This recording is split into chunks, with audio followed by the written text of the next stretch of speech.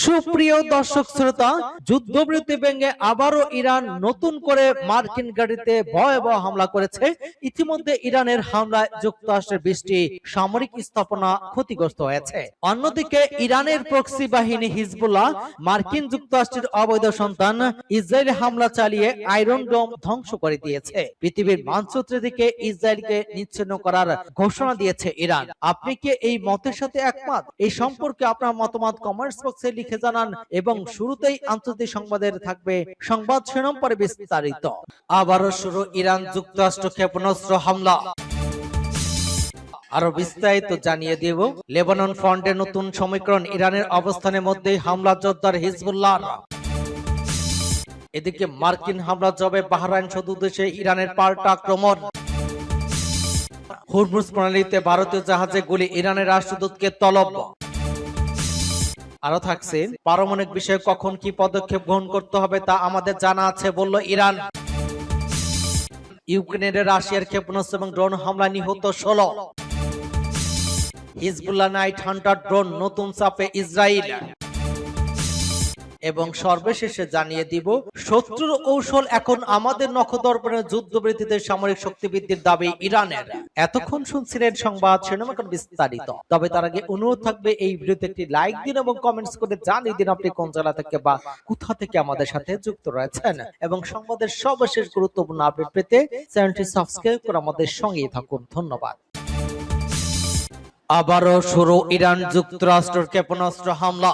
আন্তর্জাতিক মহলে চলমান ভঙ্গুর যুদ্ধবিরতি এবং তীব্র কূটনৈতিক তৎপরতার তোয়াক্কা না করেই ইরানের অভ্যন্তরে আবারও নতুন করে বড় ধরনের সামরিক হামলা চালিয়েছে মার্কিন যুক্তরাষ্ট্র।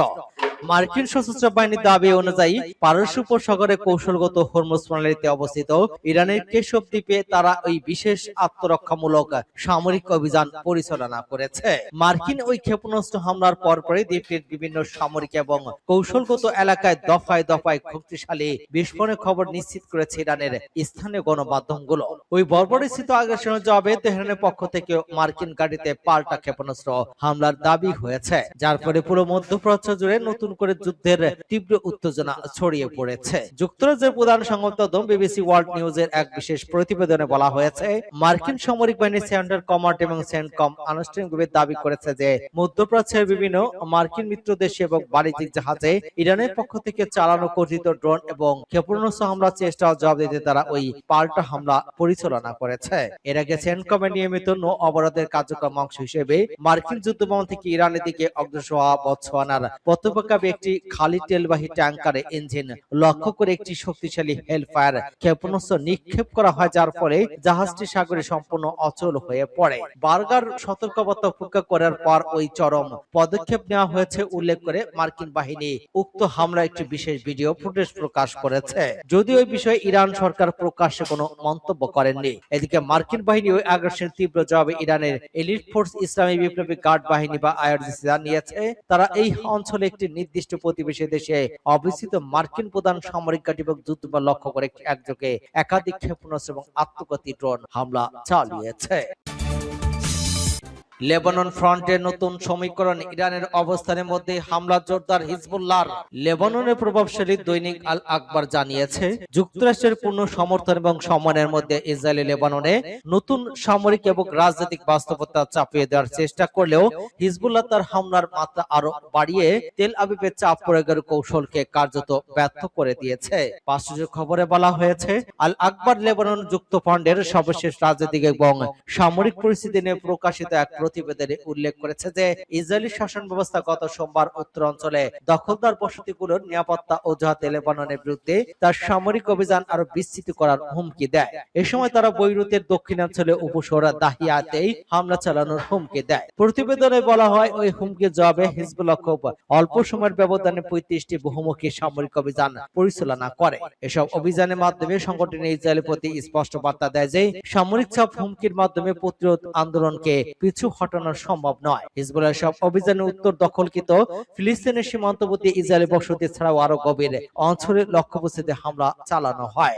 এসব হামলা ছিল দক্ষিণ লেবাননের বিভিন্ন এলাকা, বিশেষ করে সুর নাবেতিয়া অঞ্চলে ইসরায়েলি বাহিনীর অব্যাহত আক্রমণের প্রতিক্রিয়া। প্রতিবেদন অনুযায়ী উত্তেজনা বৃদ্ধির এই পর্যায়ে ইরান রাজনৈতিক এবং সামরিক শক্ত অবস্থান গ্রহণ করে এবং নতুন সমীকরণ সামনে আনে। এই সমীকরণের মূল বিষয় ছিল তেহরান সরাসরি যুদ্ধে অংশ নেবে এবং উত্তর দখলকৃত ফিলিস্তিনে হামলা চালাবে না যদি ইসরায়েল বৈরুত এবং দাহিয়া অঞ্চলের বিরুদ্ধে নতুন আগ্রাসী অভিযান না চালায়। মার্কিন হামলার জবাবে বাহরাইন সহ দুই দেশে ইরানের পাল্টা আক্রমণ। ইরানের কেশম দ্বীপে যুক্তরাষ্ট্রের সামরিক হামলার পর পাল্টা পত্রিকা হিসেবে কুয়েত এবং বাহরাইনে অবস্থিত মার্কিন সামরিক স্থাপনাকে লক্ষ্য করে হামলা চালানোর দাবি করেছে ইরানের ইসলামী বিপ্লবী গার্ড বাহিনী আইআরজিসি। প্রকাশিত প্রতিবেদনে আন্তর্জাতিক গণমাধ্যম এক প্রতিবেদনে এই তথ্য উঠে এসেছে। আইআরজিসি দাবি অনুযায়ী কেশম দ্বীপে মার্কিন হামলার জবাবে তারা কুয়েত বাহরাইন অবস্থান্ত মার্কিন সামরিক ঘাঁটি এবং সংশ্লিষ্ট সম্পদের উপর আক্রমণ চালায়। অন্যদিকে সত্যতা স্বীকার করে যুক্তরাষ্ট্রের সেন্ট্রাল কমান্ড জানিয়েছে ইরান থেকে উৎক্ষেপণ করা একটি ড্রোন বহর কুয়েতে অবস্থান্ত মার্কিন বাহিনীকে লক্ষ্য করে হামলা চেষ্টা করেছিল। তবে মার্কিন বাহিনীর দাবি ওই হামলা চেষ্টা সফল হয়নি। সেন্টকম আরো জানায় তারা কেশম দ্বীপে একটি ইরানি গ্রাউন্ড কন্ট্রোল স্টেশনে আত্মরক্ষামূলক অভিযান পরিচালনা করেছে। যুক্তরাষ্ট্রের ভাষ্য অনুযায়ী ওই স্থাপনাটি ড্রোন পরিচালনার কাজে ব্যবহৃত হয়েছিল। এদিকে কুয়েত এবং বাহরাইনের বিভিন্ন এলাকায় বিমান হামলার সতর্ক সংকেত বেজে ওঠার খবর পাওয়া যাচ্ছে এবং ওই অঞ্চল জুড়ে উত্তেজনা আরো বাড়িয়ে দিয়েছে। হরমুজ প্রণালীতে ভারতীয় জাহাজে গুলি, ইরানের রাষ্ট্রদূতকে তলব। কৌশলগতভাবে গুরুত্বপূর্ণ হরমুজ প্রণালীতে ভারতীয় পতাকাবাহী দুটি বাণিজ্যিক জাহাজে গুলি চালানোর অভিযোগ ওঠার পর ইরানের রাষ্ট্রদূতকে তলব করেছে ভারত সরকার। ওই প্রণালী অতিক্রম করার সময় একটি ইরানি গানবোট থেকে ভারতীয় জাহাজে গুলি বর্ষণ করা হয় বলে জানা গিয়েছে। এর আগে ওই দিনে ভাগ্যলক্ষ্মী নামক এক জাহাজের নাবিকরা ইরানের নৌবাহিনীর সাথে তাদের কথোপকথনের বিস্তারিত তথ্য প্রকাশ করেন, যেখানে উত্তেজনাকর পরিস্থিতি আভাস পাওয়া গিয়েছিল।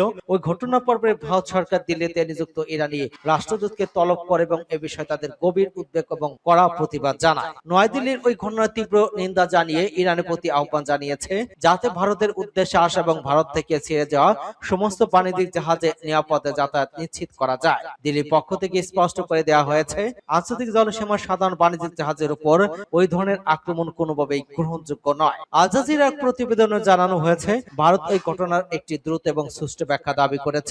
সাম্প্রতিক সময়ে মধ্যপ্রাচ্যে চলমান উত্তেজনার প্রেক্ষাপটে ভারতীয় জাহাজে হামলার এই ঘটনা দুই দেশের কূটনীতিক সম্পর্কের উপর নেতিবাচক প্রভাব ফেলতে পারে বলে মনে করছেন বিশেষজ্ঞরা। অন্যদিকে ইরানের শক্তিশালী সশস্ত্র বাহিনী ইসলামী বিপ্লবী গার্ড বাহিনী এক বিবৃতিতে জানিয়েছে যে যুক্তরাষ্ট্র যুদ্ধবিরতি শর্ত লঙ্ঘন করা হরমুজ প্রণালী বন্ধ রাখা হচ্ছে।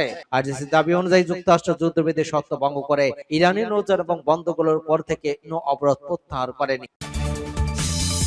পারমাণবিক বিষয়ে কখন কি পদক্ষেপ গ্রহণ করতে হবে তা আমাদের জানা আছে, বলল ইরান। যুক্তরাষ্ট্রের বিরুদ্ধে যুদ্ধবিরতির লঙ্ঘন অভিযোগ এনে কঠোর অবস্থানের কথা পুনর্ব্যক্ত করেছে ইরান। তেহরান বলেছে দেশের নিরাপত্তা এবং পারমাণবিক কর্মসূচি সংক্রান্ত বিষয়ে কখন এবং কিভাবে পদক্ষেপ নেওয়া হবে সে সিদ্ধান্ত কেবল ইরান নিজেই নেবে। একই সঙ্গে প্রতিবেশী দেশগুলোর ভূখণ্ড ব্যবহার করে ইরানের উপর হামলা চালানো হলে সংশ্লিষ্ট লক্ষ্যবস্তুর পাল্টা জবাব দেওয়ার অধিকার তাদের রয়েছে বলে দাবি করেছে দেশটি। ইরানের পররাষ্ট্র মন্ত্রণালয়ের মুখপাত্র ইসমাইল বাগা এক বিবৃতিতে বলেন যেসব রাষ্ট্র তাদের ভূখণ্ড এবং সামরিক স্থাপনা অন্য দেশের বিরুদ্ধে হামলার কাজে ব্যবহারের সুযোগ দেয় তারা আন্তর্জাতিক আইন দায়িত্ব লঙ্ঘন করে। কুয়েতে ক্ষেপণাস্ত্র এবং ড্রোন হামলার খবর প্রকাশের পর দেয়া এক প্রতিক্রিয়ায় তিনি এই মন্তব্য করেন। বাগাই ইউরোপীয় ইউনিয়নের সমালোচনা করে বলেন আত্মরক্ষার অধিকার প্রয়োগের ঘটনায় ইরানে নিন্দা জানানো হলেও যুক্তরাষ্ট্র পদক্ষেপ বিষয়ে এই কি ধরনের অবস্থান দেখা যায়নি। তার ভাষায় এই ধরনের প্রতিক্রিয়া দায়িত্ব জ্ঞানহীন এবং দ্বিমুখী মানসিকতার পরিচয় বহন করে। এর আগে ইউরোপীয় ইউনিয়ন এক বিবৃতিতে কুয়েতের হামলার ঘটনাকে দেশটির সার্বভৌমত্বের জন্য হুমকি এবং আঞ্চলিক স্থিতিশীলতার জন্য উদ্বেগজনক বলে উল্লেখ করেছিল। ইউক্রেনের রাশিয়ার ক্ষেপণাস্ত্র এবং ড্রোন হামলায় নিহত 16। ইউক্রেন জুড়ে ধ্বংসাত্মক মিসাইল এবং ড্রোন হামলা চালিয়েছে রাশিয়া। রাশিয়া চালানো আকস্মিক ওই হামলা অন্তত 16 জন নিহত হয়েছেন, আহত হয়েছেন আরো শতাধিক। ইউক্রেনের কর্তৃপক্ষের বরাতে খবর জানিয়েছে এনবিসি নিউজ। হামলার আগে মস্কো সতর্কবার্তা দিয়েছিল যে নতুন করে বড় ধরনের হামলা চালানো হবে। শঙ্কা প্রকাশ করেছিলেন প্রেসিডেন্ট ভলোদিমির জেলেনস্কি। হামলার পর আবাসিক ভবনের ধ্বংসস্তূপে নিচে মানুষ আটকে পড়ে এবং কিয়েভের বাসিন্দারা ধোঁয়ায় আচ্ছন্ন রাজনীতি পরিস্থিতিতে ভূগর্ভস্থ আশ্রয় ছুটে যেতে বাধ্য হন। আঞ্চলিক গভর্নর আলেকজান্ডার হান্টার টেলিগ্রামে জানান, রাশিয়ার ক্ষেপণাস্ত্র এবং ড্রোন হামলা দক্ষিণ পূর্বাঞ্চলে দেনিপ্রতি 11 জন নিহত হয়েছেন, যাদের মধ্যে 2 জন শিশু রয়েছে। আহত হয়েছেন 37 জন। তিনি আরো বলেন, শহরে প্রায় 50টি ভবন ক্ষতিগ্রস্ত হয়েছে। ধ্বংসস্তূপে পরিণত হওয়া ঘরবাড়ি, পুড়ে যাওয়া গাড়ি এবং একটি সুদের খেলার মাঠের ক্ষয়ক্ষতির ছবি তিনি প্রকাশ করেন। ইউক্রেনের জরুরি সেবা বিভাগ জানিয়েছে, দেনিপ্রোতে নিহতের মধ্যে একজন উদ্ধারকর্মী ছিলেন। হামলাটি সম্ভবত ডাবল ট্যাপ ধরনের ছিল। প্রথম হামলার পর উদ্ধার তৎপরতা চলাকালে দ্বিতীয় দফা আঘাত হানা হয়। হিজবুল্লাহ নাইট হান্টার ড্রোন নতুন চাপে ইসরায়েল। মধ্যপ্রাচ্যের যুদ্ধে নতুন মোড় তৈরি করেছে হিজবুল্লাহ ড্রোন। ইরানের স্বল্প মূল্যের শাহেদ ড্রোন নিয়ে আলোচনা চলেও এখন ইসরায়েলের জন্য বড় উদ্বেগ উঠেছে হিজবুল্লাহর ছোট এবং বিস্ফোরকবাহী নাইট হান্টার ড্রোন। এই ড্রোনগুলো তাপ শনাক্তকারী প্রযুক্তি ব্যবহার করে অন্ধকারের লক্ষ্যবস্তু শনাক্ত করতে সক্ষম, যা যুদ্ধক্ষেত্রে নতুন ধরনের হুমকি তৈরি করেছে। প্রতিবেদন অনুযায়ী হিজবুল্লাহ এখন ফার্স্ট পারসন ভিউ ড্রোন ব্যবহার করছে, যা সরাসরি নিয়ন্ত্রণের নির্দিষ্ট লক্ষ্যবস্তুতে আঘাত হানতে পারে। এসব ড্রোনের থার্মাল সেন্সর থাকায় রাতেও মানবদের তাপ শনাক্ত করে লক্ষ্য নির্ধারণ করা সম্ভব হচ্ছে। ফলে ইসরায়েলি সেনাদের অবস্থান লুকিয়ে রাখা কঠিন হয়ে পড়েছে।